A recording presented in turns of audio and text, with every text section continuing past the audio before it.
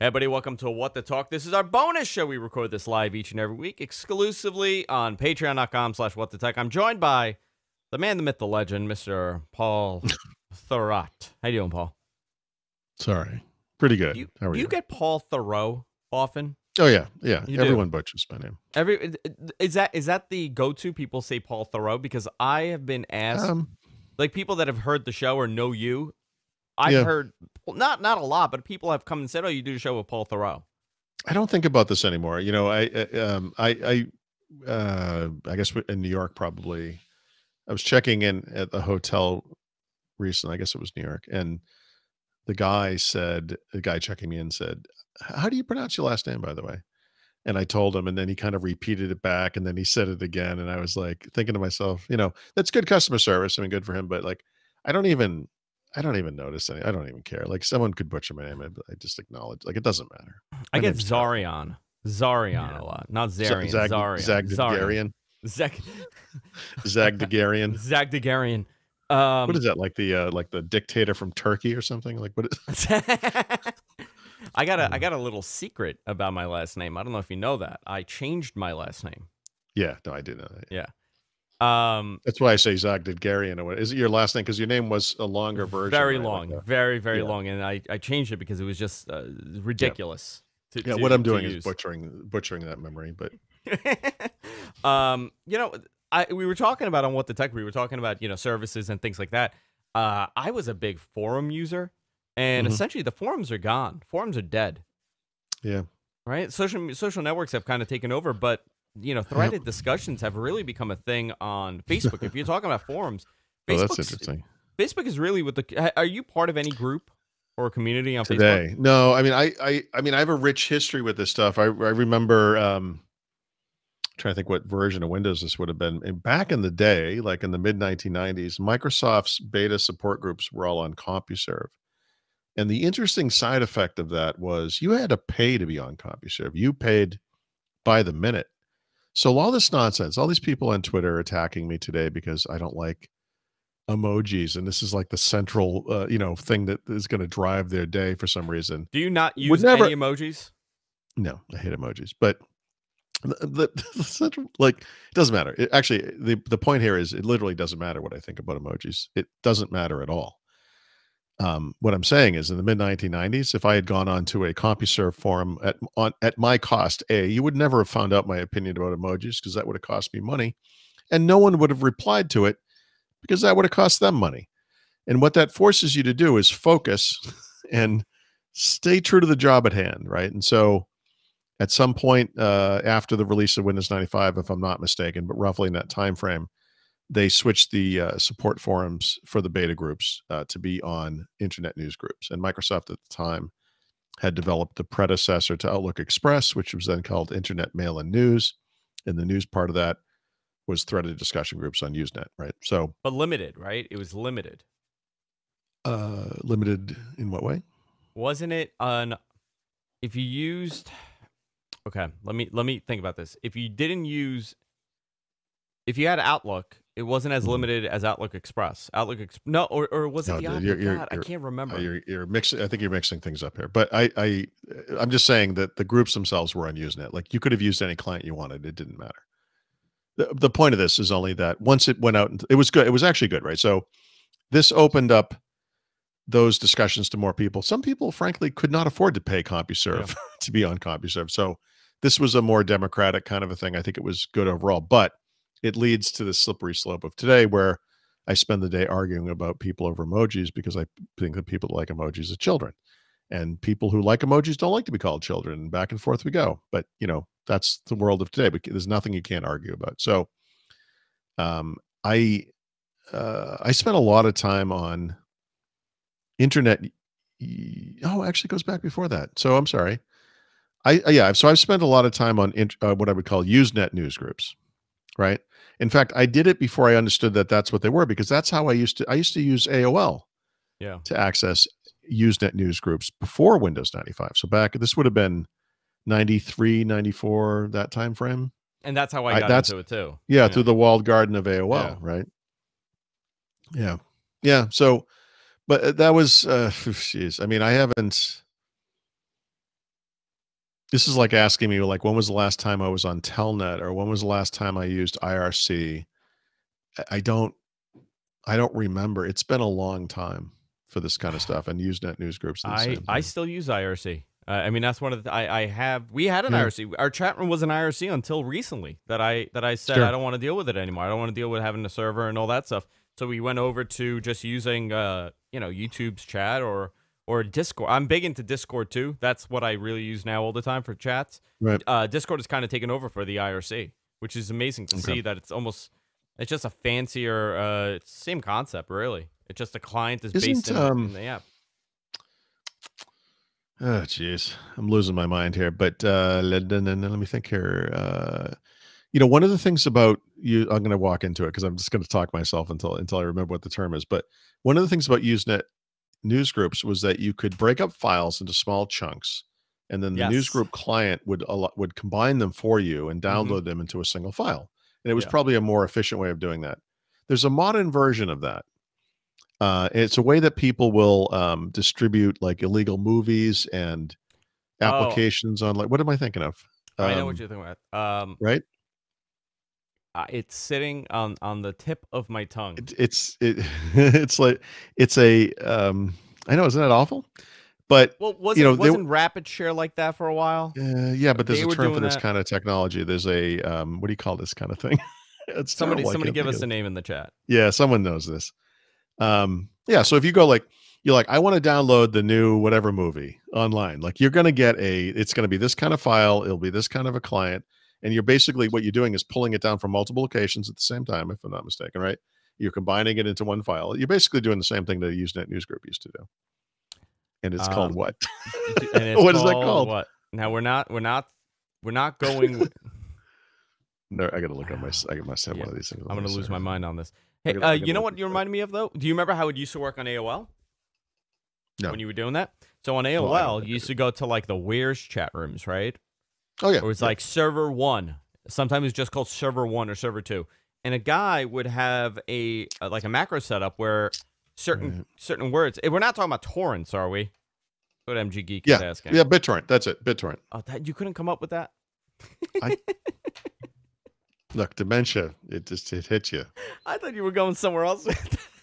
No, it's definitely BitTorrent. The BitTorrent is like a distributed. Well, it's Usenet was distributed. It's probably just it has to have been based on the same idea. It has to be the same basic thing, right? But using web technologies, I guess.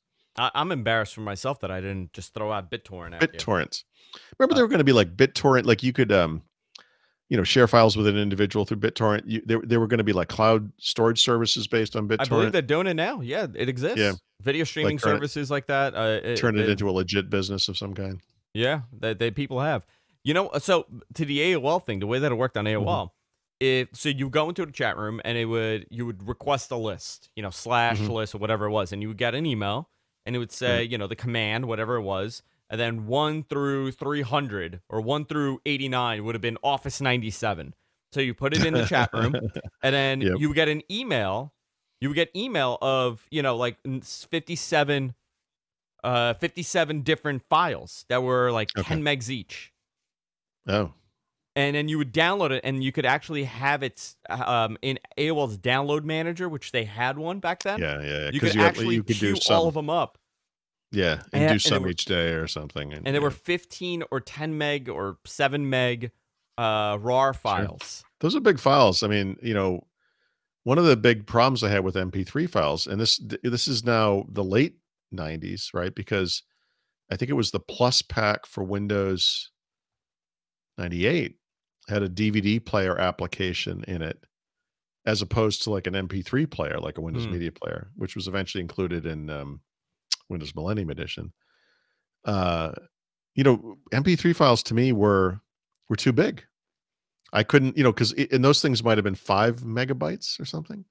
But you get I probably had like a something 100 megabyte hard drive, so I couldn't, like, storing an album would have taken up most of my storage. Today I could probably put the Library of Congress on this computer. It's wild, right? Yeah, it's crazy. But oh my God, I'm trying to think. It was wild how you used to, and Remember back when a lot of this stuff was that, well, you were on dial-up too. You're talking about Oh yeah, yeah. God hopes you had an unlimited Yep. plan, right, for local calls, and that didn't come till I've later. this story has definitely come up on this podcast, but when I first moved to Phoenix back in 1993, one of the things I looked for was BBSs I could get onto, and I think I paid for one. It was it doesn't matter where it was. It was a Phoenix area. It was a programmer's thing, but they also had general files, whatever. And I used to download parts of DOS games because I was switching from the Amiga to the PC at the time, and I wanted to see what the game scene looked like. And I used to, like every day, you could every night because you had like a quota or a limit or whatever. I could download a part of a game, and then I'd come back the next day and I'd download like another part. And sometimes it would take like 2, 3, 4, whatever number of days. And then you would you'd get the whole thing together, you put it up, you install it. And then of course it's like an MS-DOS game from like 1993. It was terrible. So I had like parallax scrolling and stereo sound in the Amiga. And I get this like little squares like blip, blip, blip, blip, blip, moving around the screen. I'm like, oh God, it's like the worst. And I probably deleted most of this stuff right away because it was so terrible. But that's what the world was. That's how you got stuff. It is. It's amazing how it's changed and how simplified it's gotten. I remember. Oh man, and even just geez, I can't think of it. Just the FTP servers. Just and that's gone, right? FTP servers are not necessary for most 99% of people out there. Don't need an FTP server anymore. I bet that the way the BBS the stuff was probably FTP. I bet it was FTP, and it would pause it for you automatically, like you were saying that AOL did, and you come back the next day. Now I'm not saying I ever partook in this, but I did have a friend that had set up an FTP server, and he would charge us $5 a month. Mm-hmm. And he was very big on getting everything. So Sure. he had hard drives, and he had a little business. This may or may not be a story of fiction. I'm just putting it out there. He had he had multiple servers in his apartment in Manhattan, and this guy would make. I'm not. It was probably 1997, and he was making almost $2,000 a week. Oh, from his FTP server business that was very localized, and you had a login, and you would just grab at whatever you needed, and he had 2 T1 lines at the time. Yeah, which was incredible. Was incredible, and he came from a very very wealthy family. One T1 line, Yeah, he came from a very wealthy family, and he this was his setup, and the guy dropped out of high school. He was a brilliant programmer. He dropped out of high school. And he is a lead programmer at a major company right now. The guy's brilliant. I mean, just like when you see him, he's way too smart. I can't even talk to him anymore because I'm too much of a shithead. Like I'm like too much of a New York shithead. And this kid was like he would have been an Ivy League, whatever. And he's making tremendous money. But he had a $5 a month business it was just tremendous. I downloaded Windows 98 from him. In 1997, I downloaded Windows 98 from him. That's man, funny. Yeah. Listen, those were if you think about it, that was the Wild West of the internet. People say it's the Wild West now. That was the Wild West. No. Yeah. I met a friend in Phoenix at the community college I work for who he was sitting there at one of the computers in our lab. He had like this stack of floppy disks. Like blank, they used to come blank or whatever, and he was popping them into the machine one at a time. And I came over, I'm like, what are you doing? And he said, oh, I'm copying Office. I'm like, I don't understand. I mean, what do you mean? And he was copying Office like off of the like the install on the PC, like from the folder it was installed to. I'm like, yeah, that's not going to work. Yeah, that doesn't work like that. That's not how that works, But I brought all the files over. Yeah. You just translate the program files directory to it's like, it's not going to work. I remember when I got my first computer, my first, my father was really big, and thank God for my father and my mom too, for thinking, in the future that these computers, Paul, they're going to be a thing, right? Yeah. This thing, it's going to be a thing. And let's give Andrew a little bit of an advantage. Let's buy him a brand new computer, 1989. Or 1989, 1990, they bought me a Tandy. I Okay. still have my Tandy 2500, and they put it in my bedroom, and they said, learn this. And I Andrew, probably, yes. Andrew, I'm Yeah, sorry. Can I ask you a question? yes, Did you text me a picture of a zucchini? That is not a zucchini. I sent you an emoji. It is an Oh, I see. eggplant. Oh, an eggplant. Do you know what that represents? It looks phallic in nature. It's very phallic. It's going to take me a while to adequately respond to this. The fact that you I sent Paul an emoji of an eggplant, and he thought it was. I don't know what it is. It's very phallic, and that's how people sext now, with phallic emojis. Yeah. But back to my Tandy story. My parents buying me a Tandy.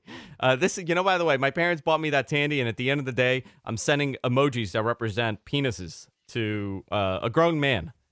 Mm-hmm. So that this is the end result here. So they bought me the Tandy, and I mean, it wasn't cheap, right? Especially then. We went to Radio Shack and bought this Tandy, and the guy was sweetening the deal.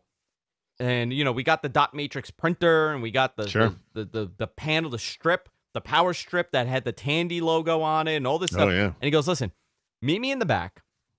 If you buy this, I'm gonna hook you guys up with software." He gave us a box of, hold on, I got a response from Paul. He said, You'll note that I did not send an emoji. So wait, you're fine with GIFs, but not emojis? No, I'm not really fine with any of it, but I felt like. Oh, let's show this. Your number's not on it. This is the message that I got. So the guy is like, meet me in the back in the parking lot, and if you buy it, I'll hook you guys up. We go. He had this Buick Regal, and this guy, and he had, just like a boat of a car. It was all run down, and he opens the trunk, and he just has loose discs, floppy discs, all in the back, and he just grabs a handful, and he looks at me, and he goes, "Do you like Prince of Persia?" And I had no idea what it was. He goes, "Here, I'm going to give you Prince of..." He gave us Matt Jung, right? Matt Jung, was that the game with the blocks? Mahjong, yeah. Yep. Okay, he gave us that. That was that's a game I bought on multiple platforms. I played it all the time, and Prince of Persia, and on top of that, like 1,000 other discs. And I'll never forget that it was so shady, and I knew it was shady because my father goes to my mother, says, "You stay here. I'm going to go with Andrew," and took me in the back. And this guy gave us, I want to say hundreds of floppy disks, and he's like, "Here you go." And we just went home. And then I became. There was a lot of that. There was a lot of that. I knew a guy selling Nintendo cartridges out of his trunk. What, bootleg ones? No, he stole them. He stole them. Yeah. Is this I imagine this is like a very northeastern shithead thing that happens, I don't know. Right? Just, stuff falling out of the back of a truck. This is just another weird story from my childhood. My father used to drive down to Queens Boulevard. If you're from Queens, you know Queens Boulevard. And there was always a guy in a white van, and he would sell the black boxes. You remember those Pioneer black boxes? Yeah. And it was like $150. And my poor father would lose his mind because this thing would give the error. There was E4 and E5, okay? Yep. There were two errors. One was okay. You could turn it off and on, and it would work. The other one, it was done. The box was dead. It would do the error so often that my father, in a drunken rage one day, grabbed this thing, ripped it out of the wall, essentially, took it outside, and took an axe to it. And I'll never forget the sight of my father having an emotional breakdown and losing his mind, axing this Pioneer black cable box. Right. So if you lived out west, you could have shot it. You could have shot it if you lived out west. Yeah. This was, my God, now this is like therapy, Paul. You just brought up memories. Yeah. That I did not know existed. And I don't know, I have these memories in my head, but I, for whatever reason, think my wife's birthday is April 20th. All the time. Which is not. It's October. It's November. Did you ever have one of those boxes? May or may not have? No, I didn't. Okay. Did you know you knew people, though? Yeah. What a weird... You know what? Everybody was doing it back then, too. And they'll continue to do it now. Now it's like, I think it's easier now to do stuff like that. Yeah, probably. I don't know. I know you're very much against it. I personally don't. No, I don't mean I mean I just didn't. You I don't was care just for it. never really. Yeah, I My get it. uncle, just one more story. My uncle, when the 92 Olympics were happening, they were on Yep. pay-per-view. Right. And it was a total catastrophe. They lost hundreds of millions of dollars on this. And my grandfather's brother, so my great uncle, was very much into the Olympics. I have no idea why. And he went to buy one of these, and he paid like $400 for this. They saw him coming. Barely spoke any English. They saw this guy coming. And he paid for this thing, and he sat there and he watched the Olympics. And I'll never forget, from beginning to end, every single day. We would go. My grandmother would take me there, and he was just watching the Olympics, and he was so proud of this box. So he had a problem with his cable. So when the cable guy came, he told the cable guy about this amazing box that he bought that gives him every channel. And the cable guy extorted $100 out of him and said, hey, you're going to give me $100 or I'm reporting you. Never forget that. That's amazing. Amazing. Amazing. All right, guys. That's it for this week. That was story time with Andrew and Paul. Next week, week, we're going to go down memory lane once again and discuss ISDN lines. That's what we'll do. All right, guys. See you next time. Take care.